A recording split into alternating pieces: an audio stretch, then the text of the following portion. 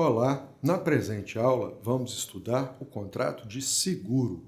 Ao final, você deverá saber alguns detalhes acerca desse importante contrato. Seguro é o contrato pelo qual uma das partes, o segurador, se obriga para com a outra, o segurado, mediante o recebimento de um prêmio, a indenizá-la ou a terceiros de prejuízos resultantes de riscos futuros e incertos, mas previsíveis. Em relação ao segurador, somente as empresas autorizadas podem contratar. A SUSEP é o órgão controlador. As sociedades seguradoras são anônimas, mas não se sujeitam à falência. Submetem-se à liquidação extrajudicial. Em relação ao segurado, é necessária a capacidade geral. O seguro pode ser contratado por representante com poderes especiais. O seguro de pessoa pode ser estipulado por pessoa natural ou jurídica. No caso das pessoas jurídicas, o seguro pode ser em favor delas mesmas ou de certo grupo a elas vinculado. É o caso do seguro-saúde em grupo estipulado por certas empresas em proveito de seus empregados. Neste caso, o estipulante, ou seja, a empresa que faz o seguro em favor do grupo, é apenas intermediária, não representando os segurados. De qualquer forma, é ela que responde por todas as obrigações junto ao segurador, ou seja, ela paga pelo menos uma parte do prêmio. A modificação das condições desse tipo de seguro em grupo dependerá da anuência expressa de pelo menos 3/4 do grupo. Poderá haver sucessão do segurado tanto nos seguros de dano quanto nos seguros de pessoa. Nos seguros de dano, o segurado poderá ceder os seus direitos a terceiro, gratuita ou onerosamente, salvo proibição expressa no contrato de seguro. O seguro de pessoa pode ser transferido a terceiro, tanto inter vivos, por cessão de crédito, quanto causa-mortes, por testamento. A substituição só não será admitida se houver proibição expressa no contrato ou se pelas características intuit personae do seguro não for admissível. Por exemplo, um artista de cinema que segure os seus dotes físicos. Neste caso, mesmo que o contrato não proíba, não será possível a substituição do segurado. No seguro de vida, o beneficiário deverá ser indicado. Na falta dessa indicação, a indenização será paga por metade ao cônjuge ou companheiro e o restante aos herdeiros do segurado, obedecida a ordem de vocação hereditária. Na falta dessas pessoas, a indenização será paga àquele que demonstrar que a morte do segurado o privou dos meios necessários à subsistência. Também no seguro de vida, uma pessoa poderá se assegurar da morte de terceiro. A pessoa que celebra o contrato é denominada de proponente ou estipulante. O terceiro, de cuja morte o proponente se assegurou, denomina-se segurado. No outro polo, figura o segurador. De qualquer maneira, o proponente deverá declarar que não tem qualquer interesse na morte do segurado. Só não haverá necessidade para esta declaração se o segurado for o cônjuge, companheiro, ascendente ou descendente do proponente. O objeto do seguro é um bem jurídico sujeito a algum tipo de risco, que pode incidir em parte ou em todo o bem jurídico segurado. De qualquer forma, o objeto deve ser lícito. Considera-se ilícito o seguro por mais do que vale o bem segurado ou a pluralidade de seguros sobre o mesmo bem, à exceção do seguro de pessoa, que pode ser cumulativo, por exemplo, o seguro de vida, o seguro-saúde. Em relação a seu objeto, o seguro poderá ser de dano ou de pessoa. O seguro de dano cobre todo o prejuízo que venha a sofrer certo bem material, corpóreo ou incorpóreo, móvel ou imóvel, fungível ou infungível. O seguro de pessoa cobre os danos sofridos por pessoas naturais. Pode o seguro ser sobre a vida, a saúde, a incolumidade física, a honra, etc. A indenização no seguro de dano, como dito, não poderá ultrapassar o valor do interesse segurado no momento do sinistro, do fato, danoso, por assim dizer. Isso significa que a indenização a ser paga deverá ser inferior ao valor constante da apólice, caso se demonstre que os prejuízos foram inferiores. Evidentemente, o valor constante da apólice será o teto máximo de indenização a que se obriga o segurador. Também no seguro de dano, se a coisa for segurada por menos do que valha, poderá haver redução proporcional da indenização no caso de perda ou deterioração parcial. O montante da indenização no seguro de pessoa deverá ser negociado livremente, não impondo à lei qualquer teto ou piso. No seguro de vida, o valor da indenização não pode ser penhorado por dívidas do segurado, nem se considera herança. Em outras palavras, o beneficiário deverá recebê-lo na íntegra sem ter que dividi-lo com os credores ou herdeiros do segurado. Ainda com relação ao seguro de pessoa, a lei considera gravemente viciada qualquer transação que vise reduzir o pagamento da indenização. No seguro de vida, o prêmio, ou seja, o valor a ser pago pelo proponente ou pelo segurado, se forem a mesma pessoa, poderá ser determinado por prazo certo ou por toda a vida do segurado. Vencido o prazo, se esta for a hipótese, o seguro deverá ser renovado pagando-se um novo prêmio. Se o objeto do seguro for a vida, o segurador não poderá se eximir do pagamento da indenização no caso de suicídio. Poderá, entretanto, fixar um prazo de carência não superior a 2 anos para esse caso de suicídio. Também no seguro de vida é lícita a fixação de prazo de carência. Se a morte ocorrer dentro desse prazo, o segurador não terá que pagar a indenização ao beneficiário, mas deverá pagar o montante da reserva técnica já formada, ou seja, o valor do prêmio capitalizado. Embora a forma no seguro seja ad probationem e não ad substantiam, o instrumento será sempre escrito. O contrato será representado por uma apólice de seguro que deverá conter as condições gerais e as vantagens asseguradas, os riscos assumidos, o valor do bem, o prêmio, o termo inicial e final da sua vigência e o quadro de garantia aprovado pela SUSEP. A apólice pode ser simples, como no caso de o contrato incidir sobre automóvel, por exemplo, ou flutuante, quando, por exemplo, segurar os empregados atuais e futuros de certa empresa ou os passageiros de certo voo regular, sejam quem forem. O contrato, em princípio, só se prova com a exibição da apólice ou do bilhete de seguro. Atualmente, porém, já se admitem contratos sem apólice, como o seguro obrigatório de veículos, em que se procede à inscrição do seguro num livro próprio. Nestes casos, ou seja, na falta da apólice ou do bilhete, o contrato se provará mediante a apresentação de um documento escrito que comprove o pagamento do prêmio. A apólice ou bilhete de seguro pode ser ao portador, à ordem ou nominativo. A apólice ao portador não contém o nome do segurado e pode ser transferida mediante simples tradição manual, devendo o segurador pagar a indenização a quem quer que lhe apresente. A apólice à ordem contém o nome do segurado e pode ser transferida por simples endosso em preto, que deve indicar o nome do endossatário. O endosso deverá, além disso, indicar a data em que se deu, bem como conter a assinatura do endossante e do endossatário. O segurador não precisa ser informado do endosso, devendo pagar a indenização ao titular, ou seja, ao endossatário. A apólice nominativa contém o nome do segurado, só podendo ser transferida por cessão de crédito.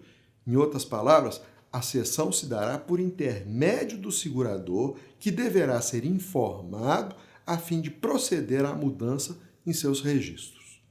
Evidentemente, a apólice pode proibir a transmissão do seguro a terceiros.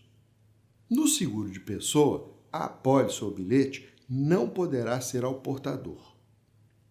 Em qualquer tipo de seguro, o prazo poderá ser determinado ou indeterminado. O contrato por prazo determinado poderá conter cláusula de recondução pelo mesmo período. Esta cláusula, no entanto, só poderá operar uma única vez.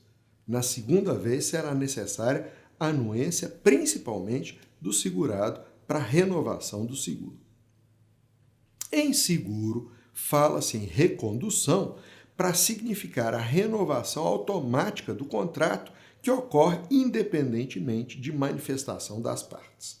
Fala-se, por outro lado, em renovação quando for necessária a anuência das partes para que o contrato se prorrogue. A obrigação mais importante do segurado é, sem dúvida, pagar o prêmio acertado sob pena de resolução contratual ou caducidade da apólice. A obrigação de pagar o prêmio é portável, ou seja, não é necessário constituir o segurado em mora. A simples falta de pagamento fora do prazo já é suficiente para constituir a mora.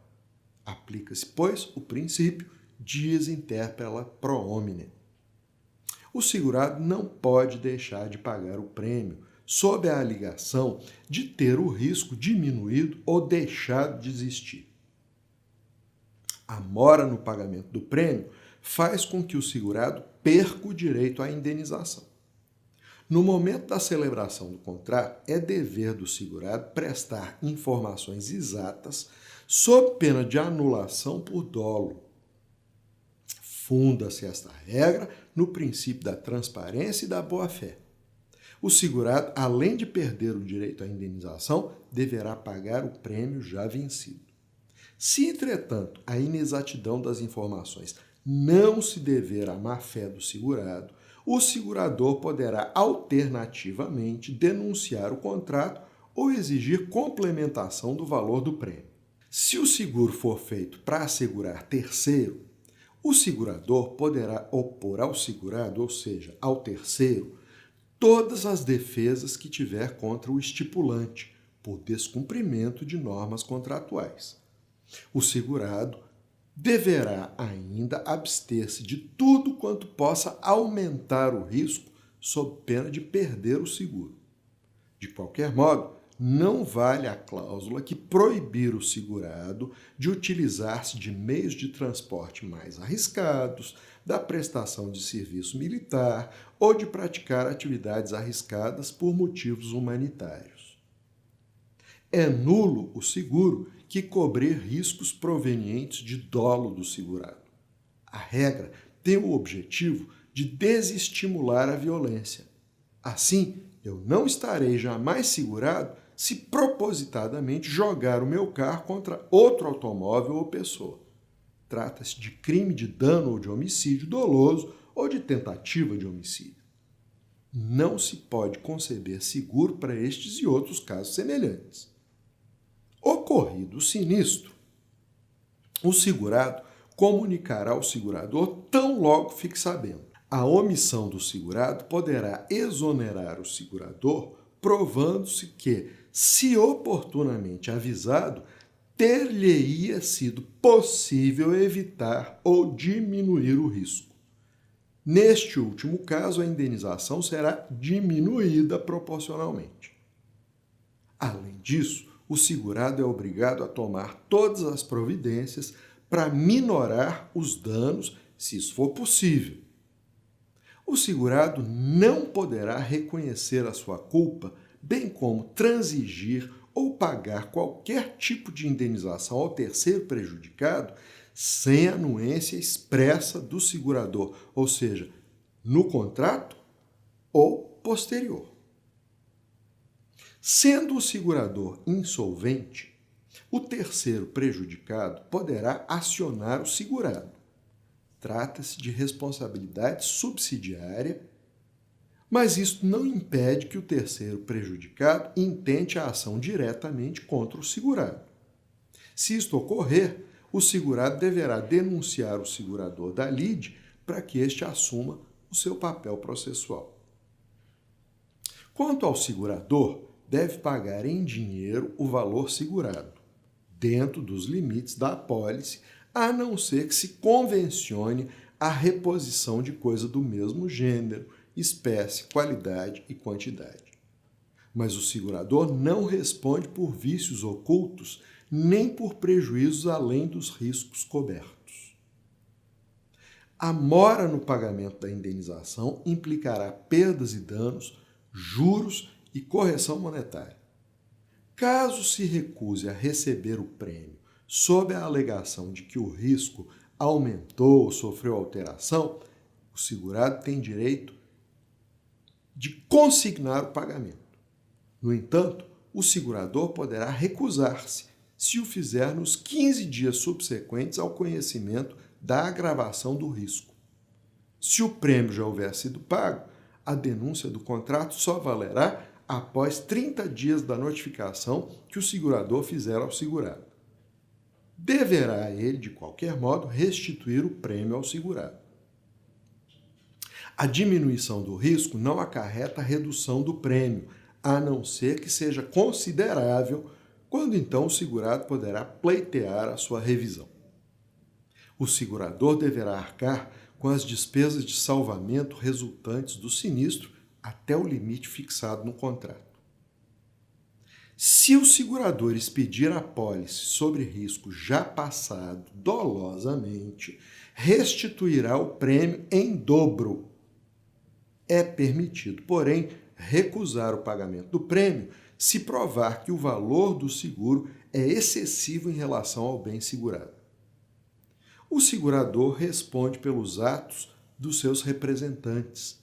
No seguro de transporte, a responsabilidade do segurador terá início quando a coisa for entregue ao transportador e cessará quando for entregue ao destinatário.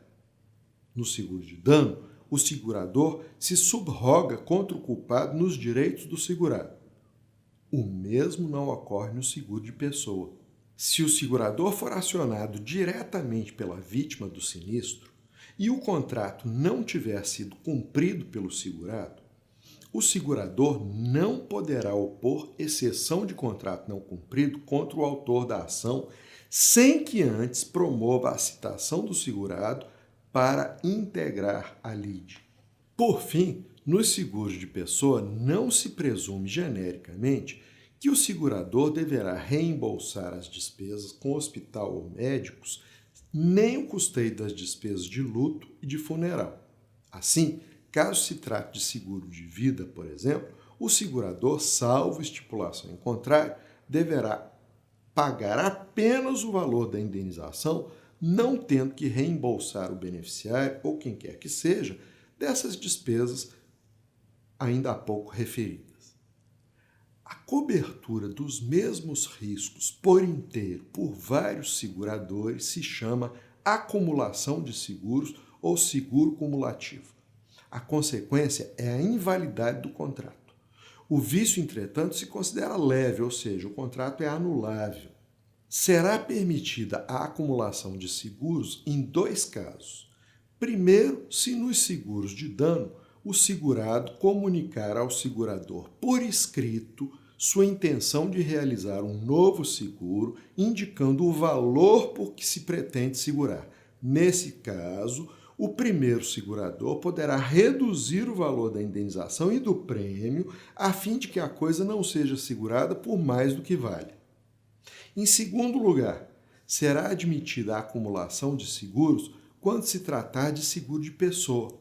Qualquer um pode ter mais de um seguro de saúde, de vida, etc. Não há confundir, porém, seguro cumulativo com cosseguro. O cosseguro consiste em assumirem dois ou mais seguradores a responsabilidade sobre um mesmo seguro direto com a emissão de uma única apólice. Isso ocorre, às vezes, obrigatoriamente nos casos de seguros de valor alto, como o seguro de navios transatlânticos, por exemplo. Desta arte, os vários seguradores dividiriam os prejuízos. Quem cuida da administração do cosseguro é o IRB, Instituto de Resseguros do Brasil. Quando houver cosseguro, a apólice deverá indicar o nome do segurador que administra o contrato e representa os demais. Na atualidade, praticamente todo tipo de bem jurídico é segurável. A doutrina classifica os seguros de diversas maneiras, dependendo do tipo de risco ou de bem assegurado. Assim, temos seguros pessoais e de coisas materiais, seguros de ramos elementares e seguros de vida, seguros contra danos e seguros de vida, seguros individuais e coletivos e tantos mais quanto se queira imaginar. O Código Civil dividiu o contrato em duas categorias, como nós já vimos: seguro de dano e seguro de pessoa. É isso, ficamos por aqui. Até mais.